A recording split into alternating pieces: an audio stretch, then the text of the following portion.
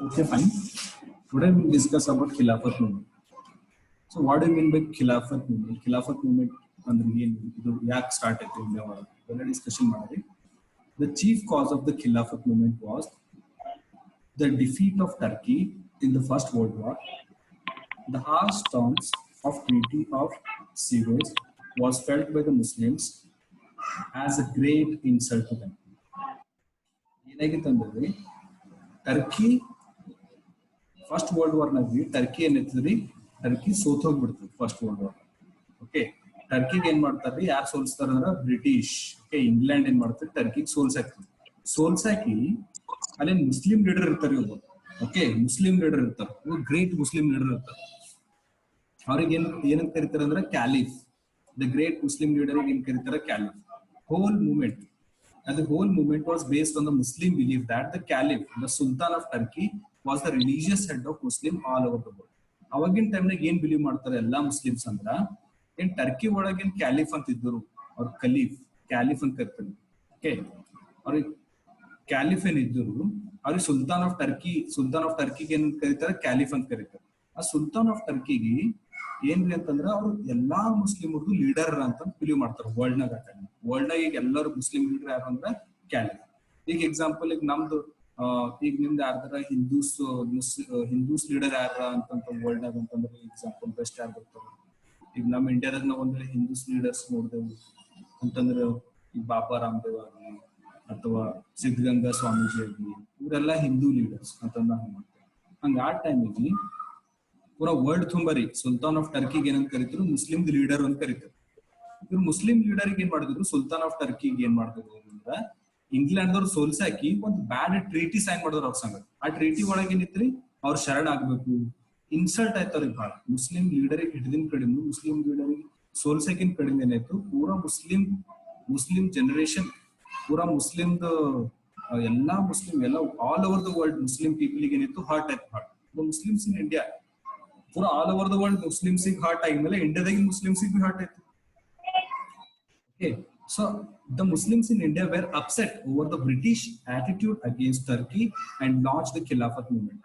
Actually, ಇದು movement ಏನದ ನೋಡ್ರಿ, ಇದು ಮೂವ್ಮೆಂಟ್ ನಮ್ ಇಂಡಿಯಾದಾಗ ಇಶ್ಯೂ ಕಡಿಂದ ಸ್ಟಾರ್ಟ್ ಮಾಡಿಂಗಿಲ್ಲ. ಇದು ಮೂವ್ಮೆಂಟ್ ಏನ್ ಮಾಡಿಂದ, ಮುಸ್ಲಿಂ ಕ್ಯಾಲಿಫ್, ಮುಸ್ಲಿಂ ಏನ್ ಟರ್ಕಿದಾಗ ಏನ್ ಟರ್ಕಿ ಸೋತಿತ್ತು, ಟರ್ಕಿ ಲೀಡರ್ಸ್ ಗಳಿಗೆಲ್ಲ ಅವ್ರೇನ್ ಇದು ಮಾಡಿದ್ರು, ಕ್ಯಾಪ್ಟಿವ್ ಮಾಡಿದ್ರು.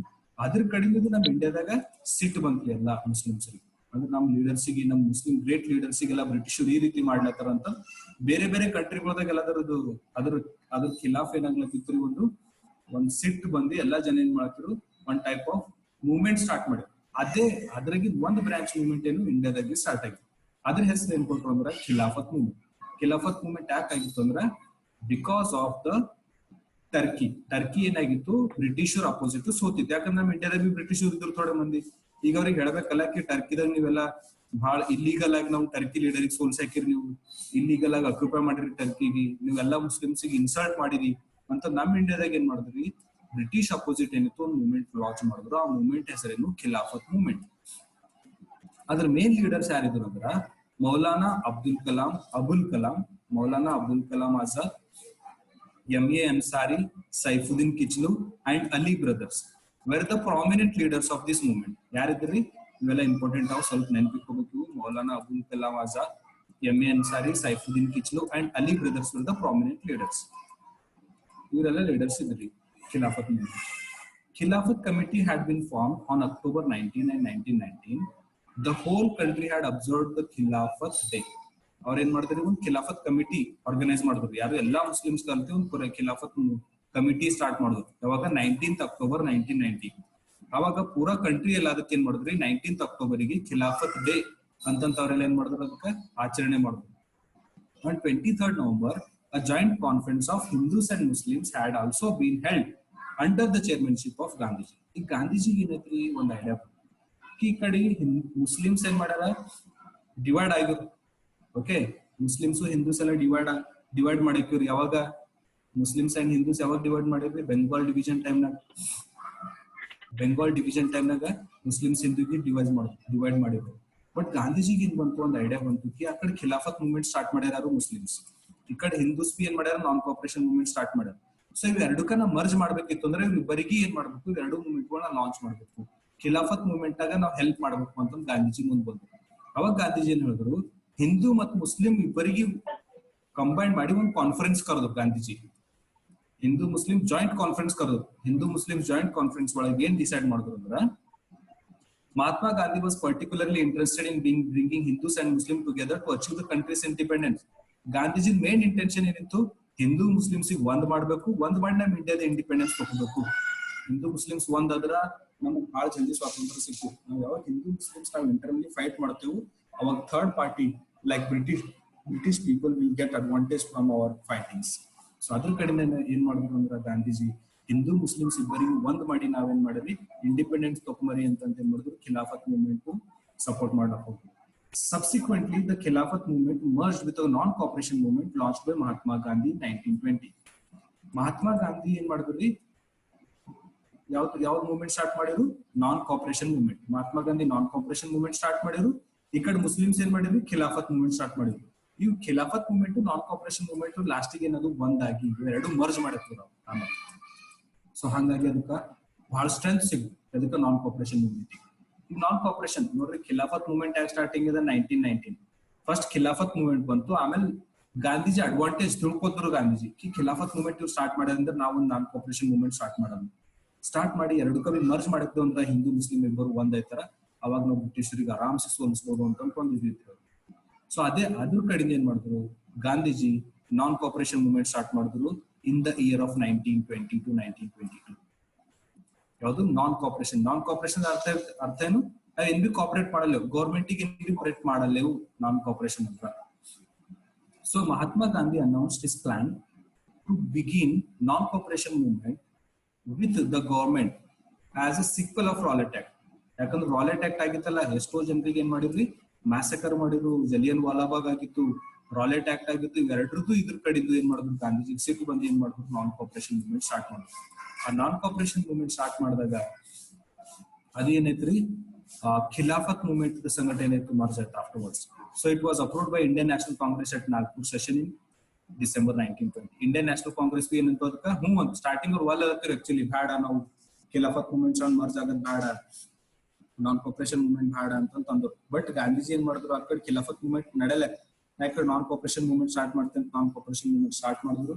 ಆಫ್ಟರ್ ಸಮ್ ಟೈಮ್ಸ್ ಏನ್ ಮಾಡಿದ್ರು, Gandhiji could actually merge the Khilafat movement and non-cooperation movement. ಇದು ನಾನ್ ಕೋಆಪರೇಷನ್ ಮೂವ್ಮೆಂಟ್ ಅಂದ್ರೆ ಅರ್ಥ ಏನು, ಇದು ಪ್ರೋಗ್ರಾಮ್ ಏನಿದ್ದು ಅಂದ್ರೆ surrender of titles and honourable position. ನೋಡ್ರಿ, ಅಷ್ಟು ಜನರಿಗೆ ಗುಂಡಿಟ್ಟು ಕೊಲ್ದಾಗ, ಜಲಿಯನ್ ವಾಲಾಬಾಗ್ ಮ್ಯಾಸಕರ್ ಆದಾಗ ಏನ್ ಮಾಡಿದ್ರು, ಎಷ್ಟೋ ಜನ ಅವ್ರದೆಲ್ಲ ಟೈಟಲ್ಸ್ ಗಳು ಅವ್ರಿಗೆ ಸಿಕ್ಕಿದಂತ ಪೊಸಿಷನ್ಸ್ ಎಲ್ಲ ಬಿಟ್ಟರು. ಸೊ ಅದ್ರದಾಗ ಏನ್ ಡಿಸೈಡ್ ಮಾಡಿದ್ರು ಅಂದ್ರೆ, ನಾವು ನಾನ್ ಕೋಆಪರೇಷನ್ ಮೂವ್ಮೆಂಟ್ ಏನೇನ್ ಮಾಡ್ಬೇಕಂದ್ರೆ, ನಮ್ದು ಏನ್ ಬಿ ಪೊಸಿಷನ್ಸ್ ಅವ, ನಮ್ದು ಏನ್ ಬಿ ಟೈಟಲ್ಗಳು ಕೊಟ್ರ, ನಮ್ಗೆ ಅವೆಲ್ಲ ನಾವು ವಾಪಸ್ ಕೊಟ್ಟಕರಿ ಬ್ರಿಟಿಷರಿಗೆ. ನಾವು ರೆಸಿಗ್ನೇಷನ್ ಮಾಡರಿ, ಲೋಕಲ್ ಬಾಡೀಸ್ ನಾವ್ ಏನ್ರ ಲೀಡರ್ಸ್ ಅದು ಇದ್ರೆ ಅವರೆಲ್ಲ ರಿಸೈನ್ ಮಾಡ್ಬೇಕದು, ರಿಸೈನ್ ಮಾಡರಿ. ಈಗ ಎಕ್ಸಾಂಪಲ್ ನಾವೆಲ್ಲ ಟೀಚರ್ಸ್ ಇದ್ದೇವೆ, ಒನ್ ಡೇ ನಾವೇನ್ ಡಿಸೈಡ್ ಮಾಡ್ತೀವಿ, ನಾವೆಲ್ಲ ಟೀಚಿಂಗ್ ಸ್ಕೂಲ್ಗಳೆಲ್ಲ ಪ್ರೈವೇಟ್ ಟೀಚಿಂಗ್ ಸ್ಕೂಲ್ದಾಗ ನಾವು ಟೀಚಿಂಗ್ ಮಾಡಲ್ಲ ಅಂತ ಡಿಸೈಡ್ ಮಾಡಿದ್ರೆ ಅಂದ್ರೆ ಎಲ್ಲಾ ಪ್ರೈವೇಟ್ ಸ್ಕೂಲ್ಸ್ ಎಲ್ಲ ಬಂದ್ರು. ಸೊ ಆ ರೀತಿ ಏನ್ ಮಾಡಿದ್ರು ಅಂದ್ರೆ, ನಾವು ಲೋಕಲ್ ಬಾಡೀಸ್ ಆಗಿ ಏನ್ ಮಾಡರಿ, ಎಲ್ಲಾ ರಿಸೈನ್ ಮಾಡಕರಿ ಅಂತ ಡಿಸೈಡ್ ಮಾಡಿದ್ರು ಇಂಡಿಯನ್ಸ್. ಮತ್ತ ಏನ್ ಬಿ ಎಲೆಕ್ಷನ್ಸ್ ನಡೀತಾವ ಇಂಡಿಯಾ ಒಳಗ, ಅವೆಲ್ಲ ಏನ್ ಮಾಡರಿ, ನಾವು ಬೈಕಾಟ್ ಮಾಡರಿ, ಎಲೆಕ್ಷನ್ ಪಾರ್ಟಿಸಿಪೇಟ್ ಮಾಡೋದ್ ಬೇಡ, ಬ್ರಿಟಿಷರ್ ಎಲೆಕ್ಷನ್ ಪಾರ್ಟಿಸಿಪೇಟ್ ಮಾಡೋದ್ ಬೇಡ, ಅವ್ರ ಗೌರ್ಮೆಂಟ್ ದ ಕೆಲಸ ಮಾಡೋದ್ ಬೇಡ, ಅವ್ರ ಕೊಟ್ಟಿದ್ ನಮ್ಗೆ ಟೈಟಲ್ಸ್ ಗಳು ಬೇಡ, ಮತ್ತ ಅವ್ರ ಗೌರ್ಮೆಂಟ್ ಫಂಕ್ಷನ್ ಗಳಿಗೆ ನಾವ್ ಯಾವಾಗ ಅಟೆಂಡ್ ಆಗ್ಬಾರ್ದು, ಏನೇ ಫಂಕ್ಷನ್ ಮಾಡಬೇಕು ಅವ್ರ ಅವ್ರದ್ದು ನೆನಪು ಮಾಡಕ್ ನಾವು ಫಂಕ್ಷನ್ಸ್ ಅಟೆಂಡ್ ಆಗೋದ್ ಬೇಡ, ಕೋರ್ಟ್ಸ್ ಗಳು ಬೈಕಾಟ್ ಮಾಡಕರಿ, ಗೌರ್ಮೆಂಟ್ ಸ್ಕೂಲ್ಸ್ ಹೋಗೋದ್ ಬೇಡ, ಕಾಲೇಜಸ್ ಗಳಿಗೆ ಹೋಗೋದ್ ಬೇಡ, ಬ್ರಿಟಿಷ್ ಗೌರ್ಮೆಂಟ್ ಸ್ಕೂಲ್ ಬಿ ಬೇಡ, ನಮ್ಗ ಕಾಲೇಜ್ಗಳು ಬಿ ಬೇಡ, ಮತ್ತ ಕೋರ್ಟ್ಗಳು ಬೇಡ, ನಾವಕ್ಕೆಲ್ಲ ನಾವ್ ಒಟ್ಟ ಹೋಗೋದ್ ಬೇಡ. ಮತ್ತ ಅವ್ರದ್ದು ಏನ್ ಬಿ ಫಾರಿನ್ ಗೂಡ್ಸ್ ಇರ್ತಾವ, ಅವ್ರದ್ದು ಏನ್ ಬಿ ಸಾಮಾನ್ಗಳು ಇರ್ತಾವೆಲ್ಲ ನಾವ್ ಏನ್ ಬಿ ಖರೀದಿ ಮಾಡ್ಬಾರ್ದು, ನಾವು ಸ್ವದೇಶಿ ಮೇಲೆ ಡಿಪೆಂಡ್ ಇರರಿ.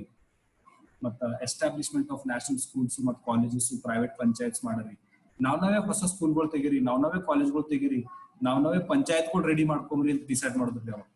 ಅಂಡ್ ಸ್ವದೇಶಿ ನಾವೇ ಖಾದಿಗಳು ರೆಡಿ ಮಾಡರಿ, ನಾವೇ ಸ್ವದೇಶಿ ನಾವೇ ರೆಡಿ ಮಾಡ್ಕೊಂಡ್ರಿ, ಇಂಬಿ ಐಟಮ್ ಅವ, ನಾವು ಫಾರಿನ್ ಇಂಬಿ ಇಂಪೋರ್ಟ್ ಮಾಡೋದ್ ಬೇಡ ಅಂತ ನಾನ್ ಕೋಆಪರೇಷನ್ ಮೂವ್ಮೆಂಟ್ ಆಗಿ ಡಿಸೈಡ್ ಮಾಡೋದು. ಅವಾಗ the movement began with Mahatma Gandhi renouncing the titles which were given by the British.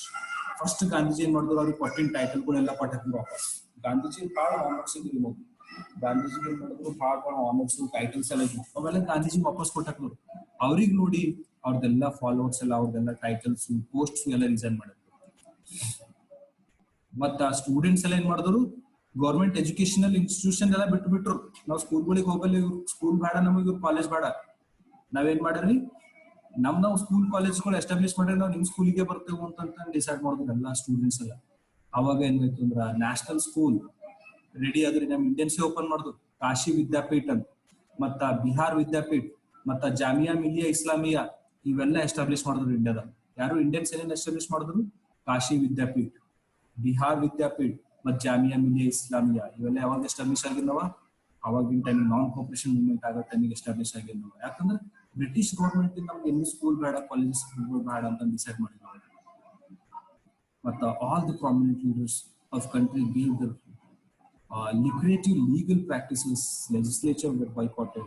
No leader of Congress came forward to contest elections for the legislature.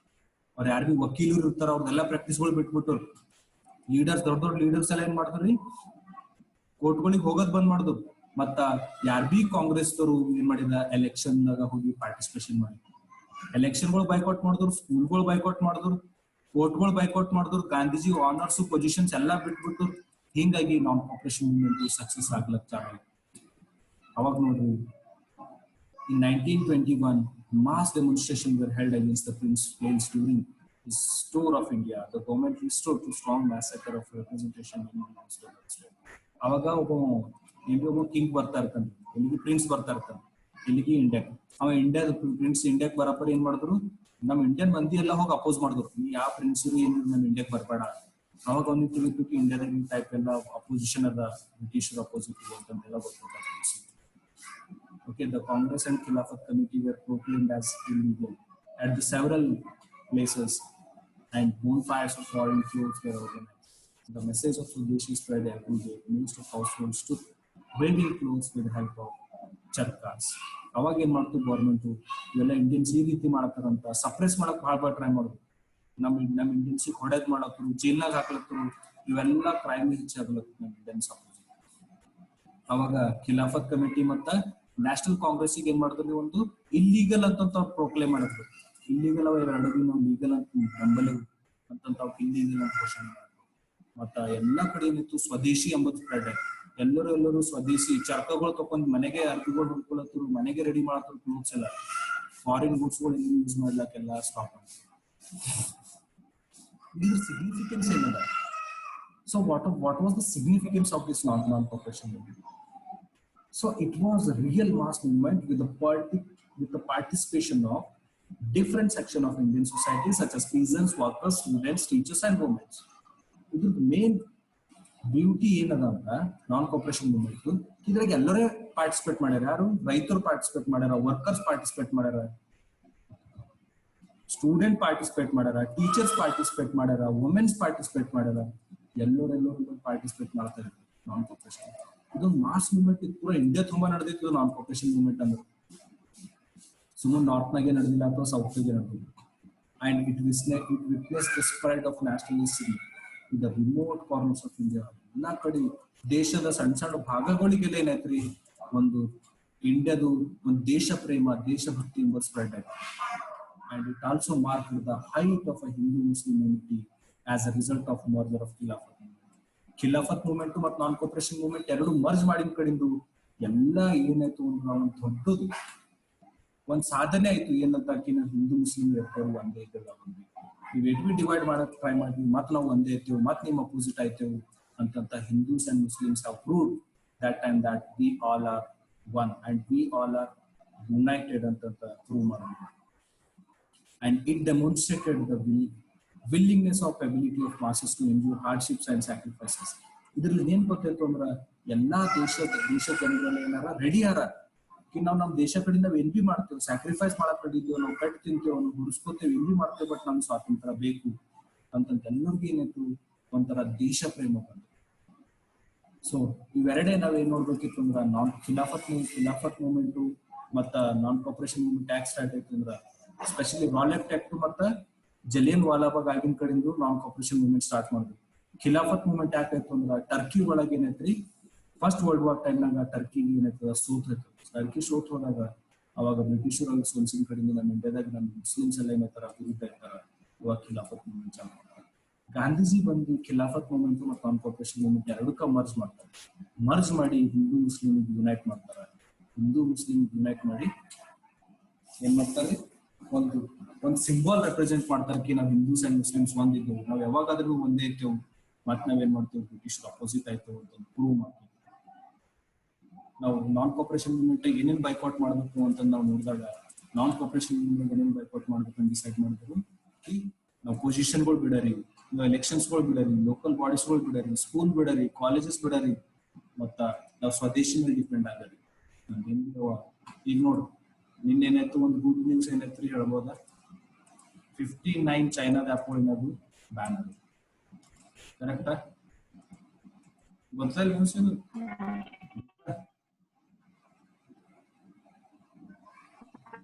News ಬಂದದ 59 ಚೈನಾದ ಆ್ಯಪ್ಗಳು ban ಆಗ್ಯಾವ, TikTok ban ಆಗ್ಯದ. TikTok ಅದನ್ನೆಲ್ಲ use ಮಾಡಿದ್ರೆ ನಿಂತದ, ಅದ್ರ ಮೇಲೆ case ಆಯ್ತು. ಅದ್ರ ಕಡೆಯಿಂದ ಎಲ್ಲ ಡಿಲೀಟ್ ಮಾಡಕ್ ಟಿಕ್ಟಾಕ್ ಅಲ್ಲಿ ಚೈನಾದ ಯಾವುದೇ ಆ್ಯಪ್ಗಳು ಹೊಸ ಡಿಲೀಟ್ ಮಾಡ್ಯಾರ. ಅವ್ರು ಲಿಸ್ಟ್ ಅವಾಗ ಗೌರ್ಮೆಂಟ್ ರಿಲೀಸ್ ಮಾಡಿರೋ ಎಲ್ಲ ಆ್ಯಪ್ಗಳು ಯಾರು ಯೂಸ್ ಮಾಡಿ.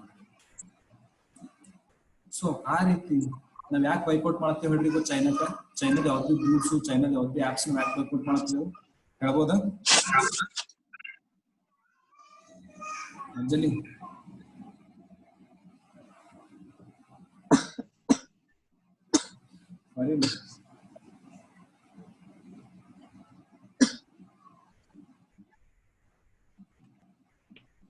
नहीं मालूम सर.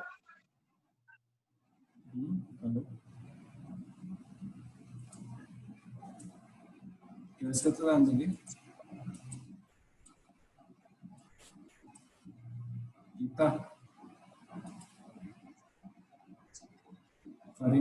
गीता हो गया actually. Farin, can you hear me?